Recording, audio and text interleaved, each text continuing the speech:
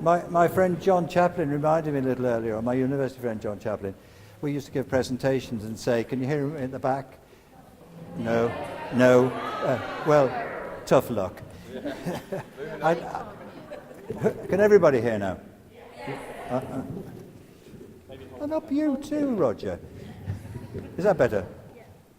Is that really better, Peter? Thank you. It comes to me, Emma, I'm so sorry for waiting so long for this recalcitrant lot.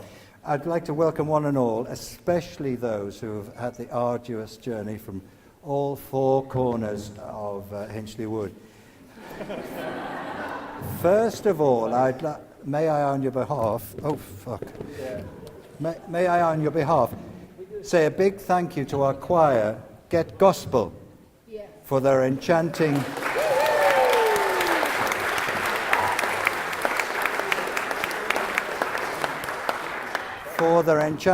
background to the ceremony today. I did ask Jules, their leader, if they had any call for extra singing talent, but she said something about a comfort break, and I never saw her again. You're going to have to project. So sorry. You're going to have to go for it. All right. Sorry. Oh, I'm working well up there. It's not working. Okay. Sing it loud and proud, Ross. Come on.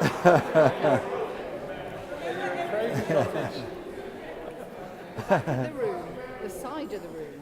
I say this because many of you will know that I have, in all modesty, a rather fine singing voice, and I wanted to take this opportunity to tell you about a new venture I've entered onto with my friend Alan Lloyd. Give us a wave, Alan. Yeah, where's Alan? No, I won't. Now, Alan has a singing voice of sorts, and together we, with the recent resurgence in the popularity of vinyl records, we're about to issue a series called Golden Oldies by Silver Oldies. The first of which is a 45 disc. Do you remember those? With those old favourites, Love is a Many Splendid Thing on the A side, and I Wonder Who's Kissing You Now on the backside. On a more serious note, perhaps this is the time in the proceedings to remember absent friends. You will have noticed, I hope you will have noticed, that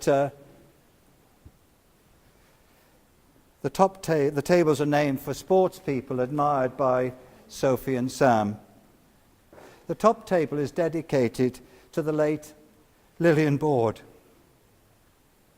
This is to remember the twin sister of Sam's mum, Irene, known at the time as the Golden Girl of British athletics, and who won the 400 metres silver medal at the 1968 Mexico Olympics.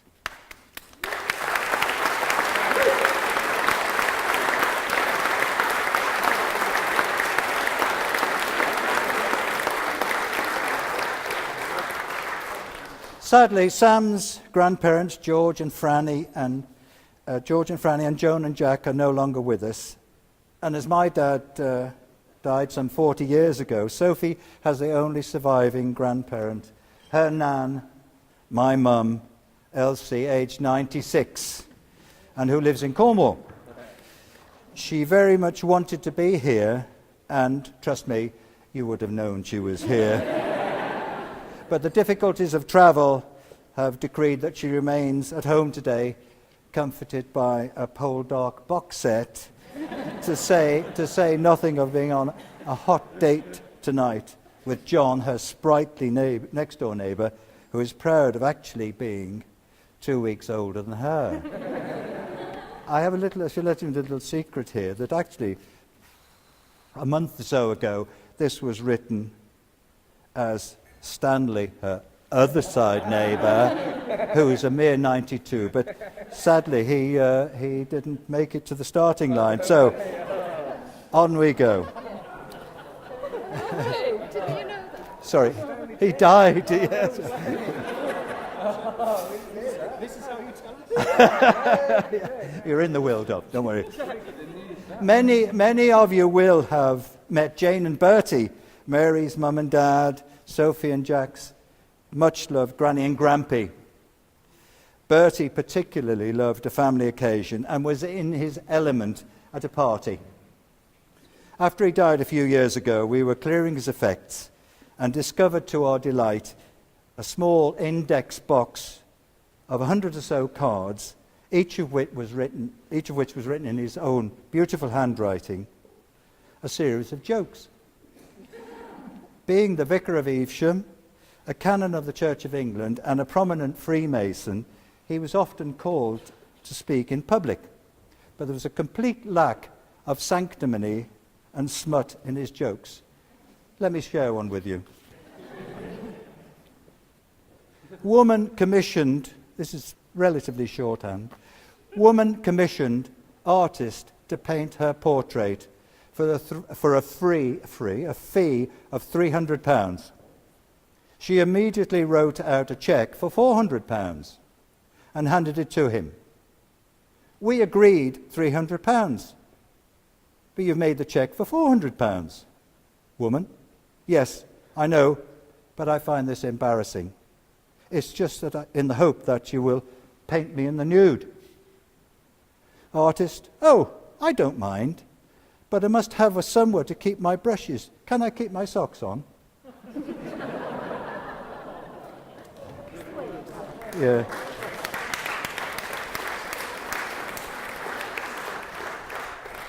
That went down reasonably well, Bertie. No, that was good. That was a good one. Okay. Bertie did well. Mary and I are not normally given to doing what we call the fondades in public. You know the sort of thing. My son got highly commended at Crufts, and it's Sophie's wedding day, so please bear with me. Sophie signed one of her first Christmas cards to Mary and me. Love from Sophie Jones. Perhaps to distinguish her from all the other Sophies that lived with us. She is occasionally known as our Soph, or the Dort, or the Tiddler. There was a time when she was known as Goody Two-Shoes. Many of you will understand why I say she is known as Goody 200 Shoes. Yes. Very good. Perfect. Mary, mostly in the back of the car, isn't it? Mary and I are particularly proud of Sophie's versatility and her willingness to take part. She played with distinction for the county at both netball and basketball. Also, she represented her school at tennis, badminton, football, rugby, hockey, swimming, origami, cookery, and drafts, all on the same day. From what has become apparent to Mary and me over the years is that Sophie has a wonderful... Deep breaths? No, I'm all right. A loving bond with her brother Jack, also known as Brother Bear, and as a friend to lots and lots of people, not least measured by the scores who are turning up tonight for an evening of what I understand is called rock and roll. I got a new truss for my birthday, so beware. An exuberant display of dad dancing is in the offing. Excellent. Looking forward to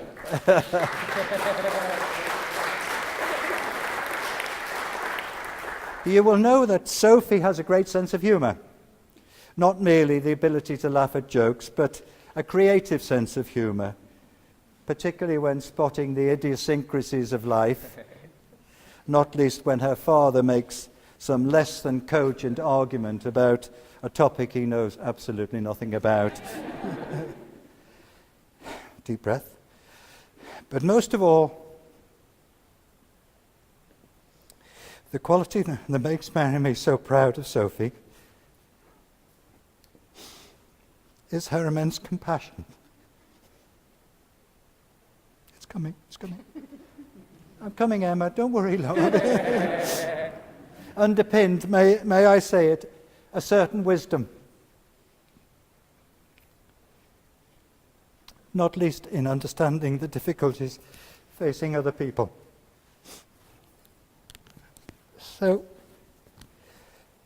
Sam, no, that's not it. Now, what can we say about Sam?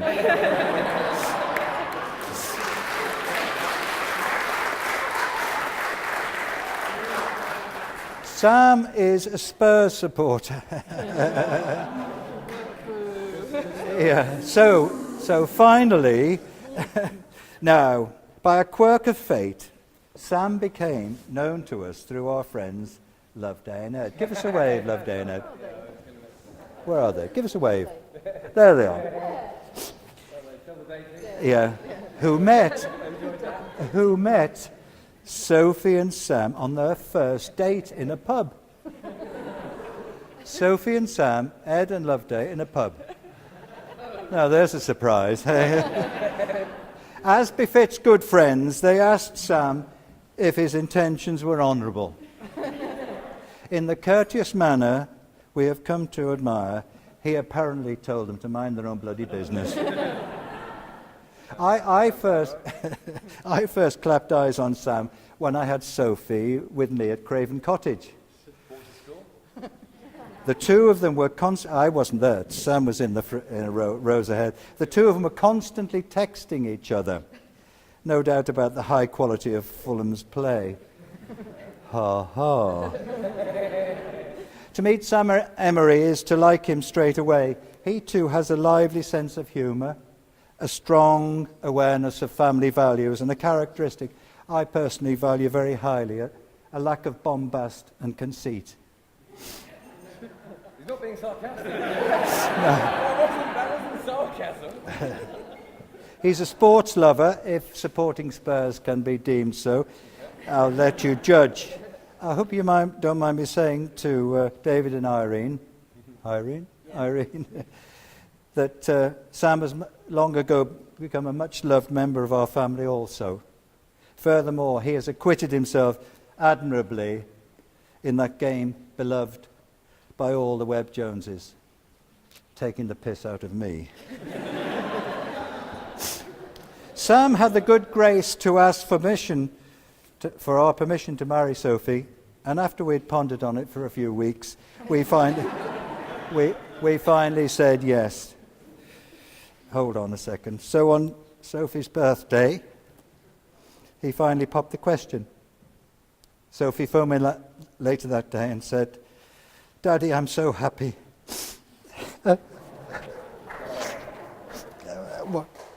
What more could a parent want? Before I finish, I hope you will allow me to make a change to the deep breath, the usual protocol of the bride's father's speech. Many of you will know that the last 5 years have not been easy, and I can say unequivocally that without the support of my family and friends, I personally would have sunk long ago. But there is a parallel here to today's proceedings and the admiration we have for Sophie and also Jack. Over the years, my wife, Mary Webb, with a unique combination of intellectual determination and unstinting love, has to a large degree been the moral compass that has made our children what they are. Treasure, thank you from them and for me.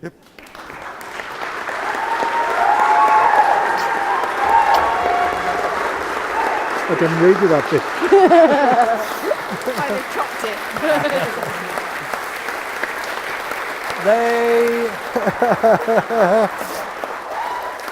Coming to the end, Emma, don't worry. They say it's rude to laugh at your own jokes, but I'm reminded of a saying. Where's Gary?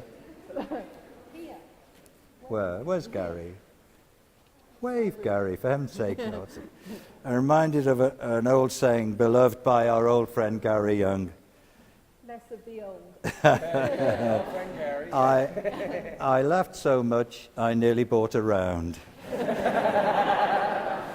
This is by way of saying that after the wedding breakfast, the bar will be open for the rest of the day and evening, or at least until my brother Christopher has laid waste to the red wine. It only remains for me to, cliché alert, charge your glasses, be upstanding, and join with me in the toast to the good health and future happiness of the bridegroom, Sophie and Sam.